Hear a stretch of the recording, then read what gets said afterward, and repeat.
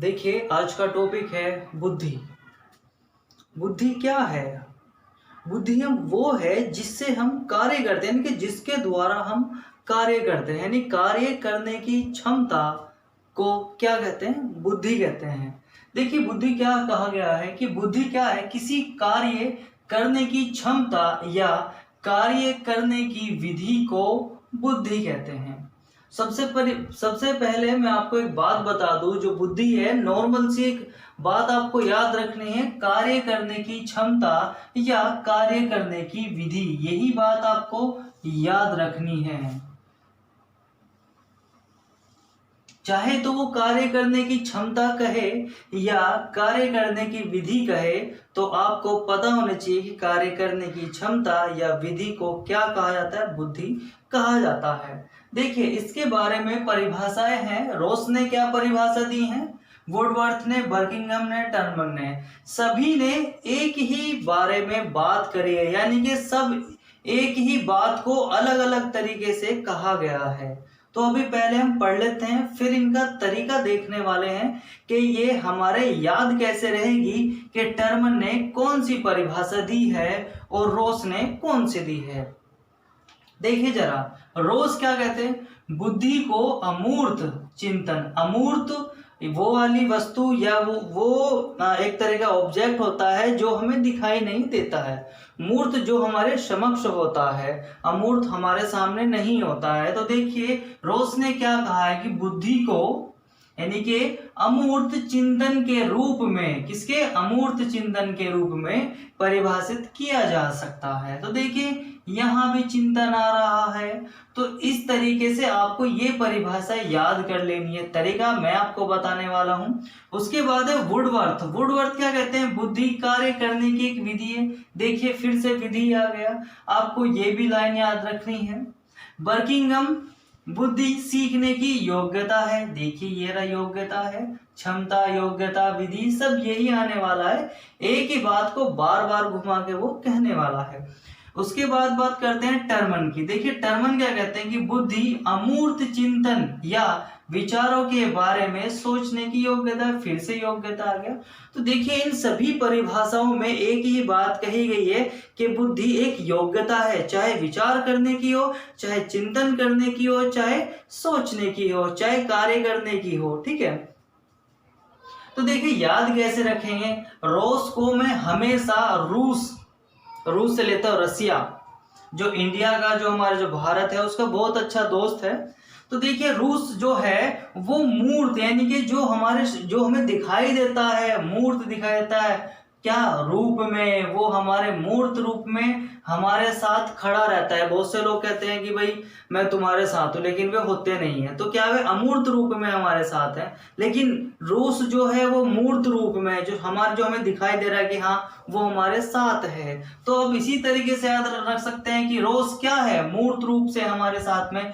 तो वो परिभाषा है जिसमें मूर्त इस तरीके से आएगा, रूप आएगा, तो वो किसकी हो जाएगी? रोस की हो जाएगी। ऐसे बात करते हैं वुडवर्थ की। वुडवर्थ, वर्थ का मतलब होता है लायक, वर्थ का मतलब होता है लायक। अगर कोई व्यक्ति लायक है, तो आप लायक कब कहेंगे? जब वो अपने कार्य को भली भांति करता होगा, अच्छे प्रकार से करता होगा, सही तरीके से करता होगा, यानी कि सही विधि से करता होगा। तो देखिए, वर्थ, अगर कोई व्यक्ति वर्थ है, लायक है, तो वो किसी कार्य को एक विधि या अनेक विधि से करता होगा, तभी आप उसे लायक कहेंगे। ठीक है, बात करते हैं बर्किंघम। बर्किंघम का मतलब सिंघम। तो बर्किंघम यानी कि सिंघम, तो गम सी यानी कि सिंघम, इस तरीके से जोड़ दिया। और सिंघम में क्या थी? अपनी एक योग्यता थी, तभी तो उसकी दोनों के दोनों मूवी हिट गई है ना। इस तरीके से आप याद रख सकते हैं। देखिए, टर्मन ने क्या कहा है कि बुद्धि अमूर्त चिंतन या विचारों के बारे में सोचने की योग्यता है। अर्थात अभी हम इसे याद करने की ट्रिक मैं आपको बता रहा हूं। हम मन में क्या करेंगे? किसी वस्तु को देखकर विचार करेंगे, उसके बारे में सोचेंगे अपने मन में ही। तो मान ले मैं ताजमहल देखने के लिए गया, तो मैं क्या करूंगा? मैं जब ताजमहल देख लूंगा मूर्त रूप से, ताजमहल देख लूंगा तो उसके बारे में विचार करूंगा, उसके बारे में सोचूंगा कि ये इस तरीके से बना होगा, ये कितना सुंदर लग रहा है। तो आप याद रख सकते हैं कि हम अपने मन में ही किसी मूर्त को या किसी मूर्ति को देखकर विचार करते हैं या सोचते हैं। ठीक है, तो ये 4 परिभाषाएं थी, रॉस, वुडवर्थ, बर्किंघम और टर्मन। ठीक है, तो आप इसका स्क्रीनशॉट ले लीजिए जरा।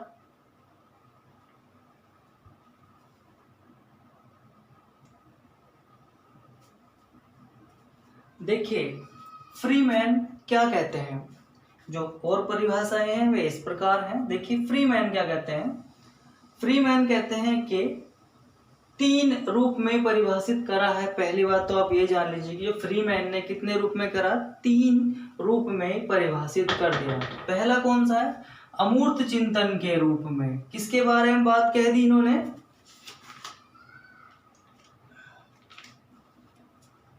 रोज के बाद भी इन्होंने कह दी।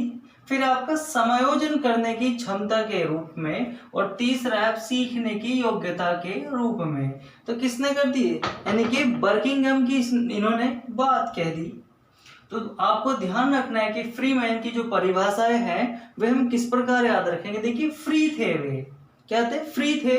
इसी प्रकार इसीलिए इन्होंने 3 प्रकार से क्या कर दी, उस परिभाषाएं लिख दी बुद्धि के बारे में। पहला अमूर्त चिंतन के रूप में, दूसरा समायोजन करने की क्षमता के रूप में, और तीसरा है सीखने की योग्यता के रूप में।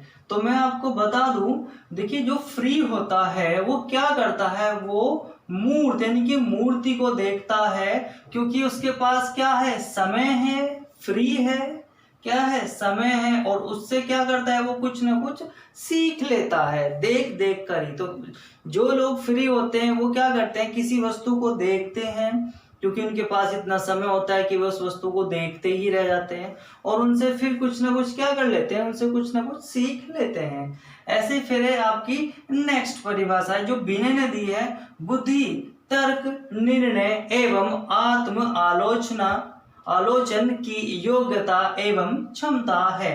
तो देखिए इसको कैसे याद रखेंगे हम, आपको करना क्या है, तर्क निर्णय आलोचन।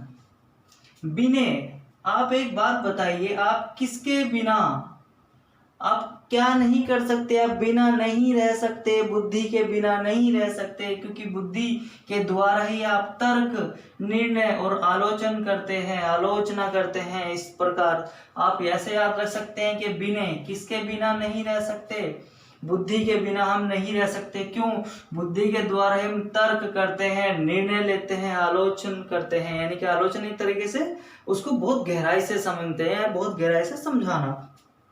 ठीक है, तीसरा है आपका थॉर्नडाइक। तो देखिए डाई क्या होता है, यानी कि जैसे पानी में डाई लगाते हैं, है ना, कूदना इस तरीके से। तो क्या, उत्तम क्रिया करने तथा नई परिस्थिति के साथ समायोजन का, देखिए यहाँ भी समायोजन आया, यहाँ भी समायोजन आया। तो मैं आपको बता दूं, समायोजन का मतलब होता है एडजस्टमेंट, यानी कि उस परिस्थिति में रहना जो आपके अनुकूल नहीं है लेकिन आप फिर भी रह रहे हैं, तो उसे क्या कहते हैं, समायोजन कहते हैं। आप पिछली वीडियो देख सकते हैं, उसमें समायोजन का पूरा टॉपिक है। तो देखिए समायोजन, उत्तम क्रिया करने, आप वो एक उत्तम क्रिया कर रहे हैं तथा नई परिस्थिति के साथ समायोजन भी कर रहे हैं। अगर आप ऐसा करते हैं तो ये वाली योग्यता ही क्या है, आपकी बुद्धि है। तो यानी कि आप उत्तम क्रिया करेंगे। देखिए थॉर्नडाइक क्या कह रहे हैं कि आप उत्तम क्रिया कर रहे हैं अगर, और नई परिस्थिति में समायोजन भी कर रहे हैं, तो आप क्या हैं, आप में एक बुद्धि है, यानी कि आप बहुत अच्छे प्रकार से बुद्धि से सुयोजित हैं। तो देखिए डाई, तो आपको पता होगा जैसे डाई करते हैं ऐसे परी भी तोड़ती है, यानी कि जैसे आप डाई लगाते हैं इस तरीके से, तो उसी प्रकार क्या होता है, परी भी तो उड़ जाती है। तो आपको इस तरीके से याद रखना है, परी से परिस्थिति, है ना। आप एक बार इसे याद करेंगे इस तरीके से तो पूरी लाइन आपके मतलब मस्तिष्क में आ जाएगी, कोई दिक्कत नहीं होगी आपको। फिर देखिए टर्मन ने फिर से एक बात और कह दी, मन, मैं फिर मन ले रहा हूं, मन। देखिए टर्मन क्या कहते हैं, समस्या को हल करने की योग्यता ही क्या है, बुद्धि है। तो आपको पता होना चाहिए, आपको कह दिया कि आप ये करिए, आप वो करिए, अगर आपका मन होगा तभी तो आप करेंगे। यानी कि आपको कहा कि आप ये क्वेश्चन करिए, यानी कि आप हल निकालिए, आप आंसर दीजिए उसका। तो आप, अगर आपका मन होगा तभी आप कुछ ना कुछ हल निकाल पाएंगे, अगर आपका मन नहीं होगा तो आप कुछ नहीं करेंगे। तो देखिए, मन से मैंने क्या जोड़ दिया, हल। आपका मन होगा तभी आप उस क्वेश्चन का हल निकाल पाएंगे, हल ढूंढ पाएंगे। देखिए, फिर आता है एम्बिगास। एम्बिगास है ना, तो एम्बिगास क्या कहते हैं कि बुद्धि विभिन्न भागों को मिलाने की शक्ति है। क्या है, विभिन्न भाग मिला दिए। एम्बिगास, देखिए बिगास, बिगा तो क्या होगा, बिगा यानी कि भागों में बांट दिया, बिगा कर दिया यानी कि भागों में बांट दिया। अरे जमीन को इतने बीघा जमीन है, इतनी बीघा जमीन है, तो यानी कि हिस्से तो बटे हुए होते हैं कि ये इतना हिस्सा 1 बीघा है, ये इतना हिस्सा 1 बीघा है। तो क्या होता है, बीघा यानी कि भागों में बटी हुई होती है। तो इस प्रकार आप इन्हें सारी ये जो है आपकी परिभाषाएं हैं उन्हें याद रख सकते हैं। ठीक है,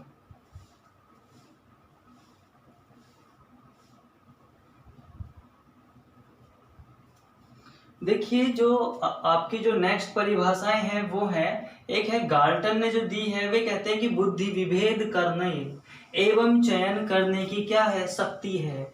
यानी कि विभेद का मतलब छांटना और उनमें से चयन करना। मान लिया उन्हें कोई पेंसिल दी गई है जो इस प्रकार है, तो गाल्टन क्या कहते हैं कि आप विभेद करें, यानी कि ये बिल्कुल सीधी पेंसिल है और ये है इस प्रकार, ये वाली और ये वाली क्या है, थोड़ी टेढ़ी मेढ़ी है। तो आप विभेद कर सकते हैं। और मैंने साथ ही साथ आपसे ये भी कह दें कि अच्छी वाली जो पेंसिल है वे लाई है, तो आप क्या करेंगे, ये तीनों पेंसिल आप क्या करेंगे, उनका चयन कर लेंगे। तो यही बुद्धि है। यानी कि आपको ये करने के लिए आपका क्या इंटेलिजेंस होनी चाहिए, बुद्धि होनी चाहिए। तो वो यही कह रहे हैं गार्डन कि बुद्धि विभेद करने एवं चयन करने की क्या है, शक्ति है। यानी कि आप विभेद यानी कि छांट सकते हैं और उनमें से कुछ ले भी सकते हैं जो आपके लिए अच्छी होगी। फिर कहते हैं स्टर्न। देखिए टर्न, आप टर्न लेंगे, आप इस वाली जो गाल्टन की जो परिभाषा है आप इसे रटिए, कुछ भी करिए, मोस्ट इंपोर्टेंट है, आप इसे अपने तरीके से याद कर सकते हैं। ठीक है, देखिए टर्न, आप टर्न करेंगे नवीन परिस्थितियों में। आप कहोगे जो परिस्थिति तो वहां भी आ रहा था, हामा थोन डाइट था, डाई लगाएंगे आप परी, यानी कि इस तरीके से परी, डाई परी जो एक तरीके, डाई भी ऐसे लगाते हैं और परी भी इस तरीके से उड़ जाती है। तो आप इस तरीके से क्या करेंगे, टर्न करेंगे आप नवीन परिस्थिति में। कब, जब आपके पास क्या होगी, बुद्धि होगी। बस आप इस तरीके से ना याद रख सकते हैं। आप टर्न करेंगे क्या, नवीन परिस्थितियों में। कब, जब आपके पास बुद्धि होगी। बस अगर आपको ये इस तरह की लाइंस याद है, आप बार बार इसी तरीके से याद करें तो एक टाइम आपको अधिगम हो जाएगा। अधिगम का मतलब है कि आपको ये तरीके नहीं देखने पड़ेंगे, आपको ऑटोमेटिकली पता चल जाएगा कि स्टर्न ने कौन सी परिभाषा दी थी। तो कुछ टाइम के लिए आप ऐसे रिवीजन करिए, ऐसे पढ़िए, ऐसे याद करिए, फिर आपको ऑटोमेटिकली ये याद हो जाएंगी। फिर आप लिख भी सकते हैं। देखिए ये तरीका है सबसे बेस्ट जब आपको पहचान करनी है। आपको टेट यूपी टेट में क्या करना होगा, आपको वहां पहचान करनी होगी कि स्टर्न ने कौन सी परिभाषा दी है। तो स्टर्न ने परिभाषा दी है, आप कैसे पहचान करेंगे, क्योंकि आपको लिखनी नहीं है। अगर आपको लिखनी होगी तब आपको पूरी की पूरी परिभाषा याद करनी ही पड़ेगी। उसके लिए कोई तरीका नहीं है, आप उसे याद करिए, बार बार लिख कर देखिए। लेकिन अगर आपको पहचान करनी है तो आप इसी तरीके से पहचान कर सकते हैं, क्योंकि जितने भी बुद्धि की परिभाषाएं हैं ये सब एक जैसी हैं, सब एक ही बारे में बात कर रहे हैं, यानी कि एक ही तरीके से बात कर रहे हैं। योग्यता है, विधि है, क्षमता है, सब यही कर रहे हैं। तो उसमें हमें कंफ्यूजन हो जाता है कि कौन से जो आपका मनोवैज्ञानिक है उसने कौन सी परिभाषा दी है। तो इन्हें पहचान करने के लिए इनकी एक ट्रिक होती है जो मैंने इस तरीके से बनाई हुई है। तो आप इसी प्रकार आप इन्हें याद कर सकते हैं। नेक्स्ट पार्ट में हम बुद्धि का इतिहास पढ़ने वाले हैं जो मोस्ट इंपोर्टेंट है। एक क्वेश्चन आपका उसमें से जरूर लगता है। ठीक है।